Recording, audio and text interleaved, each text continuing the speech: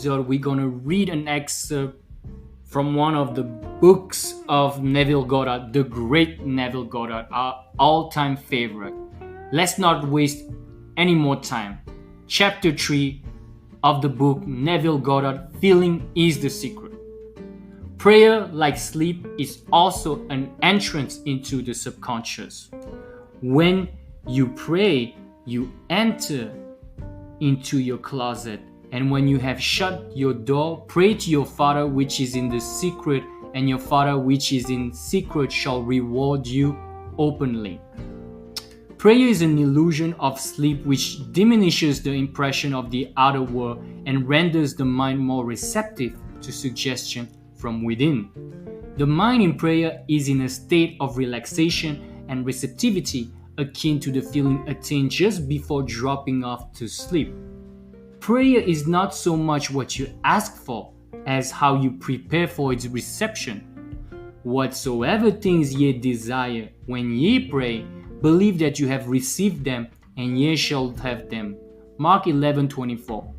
The only condition required is that you believe that your prayers are already realized. Your prayer must be answered if you assume the feeling that it would be yours were you already in possession of your objective. The moment you accept the wish as an accomplished fact, the subconscious mind finds ways for its realization. To pray successfully, then, you must yield to the wish, that is, feel the wish fulfilled. The perfectly disciplined man is always in tune with the wish as an accomplished fact. He knows that consciousness is the one and only reality, that ideas and feelings are facts of consciousness and are all as real as objects in space. Therefore, he never entertains a feeling which does not contribute to his happiness, for feelings are the cause of the actions and circumstances of his life.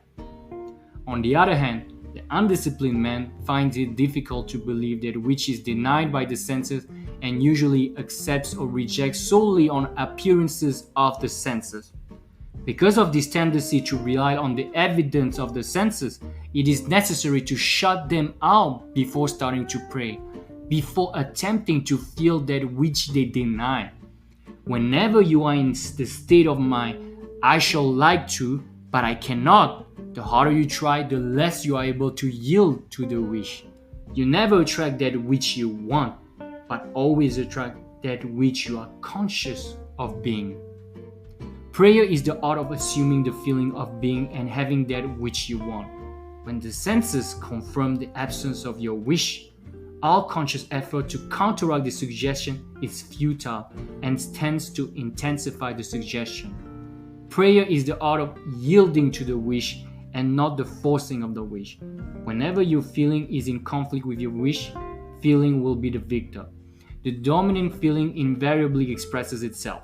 Prayer must be without effort. In attempting to fix an attitude of mind which is denied by the sense, effort is fatal. To yield successfully to the wish as an accomplished fact, you must create a passive state, a kind of reverie or meditative reflection similar to the feeling which precedes sleep. In such a relaxed state, the mind is turned from the objective world and easily senses the reality of a subjective state. It is a state in which you are conscious and quite able to move or open your eyes but have no desire to do so. An easy way to create this passive state is to relax in a comfortable chair or on a bed. If on a bed, lie flat on your back with your head on a level with your body. Close the eyes and imagine that you are sleepy. Feel, I am sleepy. So sleepy. So very sleepy. In a little while, a faraway feeling accompanied by a general lassitude and loss of all desire to move envelops you. You feel a pleasant, comfortable rest and not inclined to alter your position, although under other circumstances you would not be at all comfortable. When this passive state is reached, imagine that you have realized your wish. Not how it was realized, but simply the wish fulfilled. Imagine in picture form what you desire to achieve in life. Then feel yourself as having already achieved it. Thoughts produce little speech movements which may be heard in the passive state of prayer as pronouncements from without. However, this degree of passivity is not essential to the realization of your prayers. All that is necessary is to create a passive state and feel the wish fulfilled. All you can possibly need or desire is already yours. You need no helper to give it to you. It is yours now. Call your desires into being by imagining and feeling your wish fulfilled. As the end is accepted, you become totally indifferent as to possible failure. For acceptance of the end wills the means to that end. When you emerge from that moment of prayer, it is as though you were shown the happy and successful end of a play, although you were not shown how that end was achieved. However, having witnessed the end, regardless of any anticlimactic sequence, you remain calm and secure in the knowledge that the end has been perfectly defined. Chapter 4. Feeling.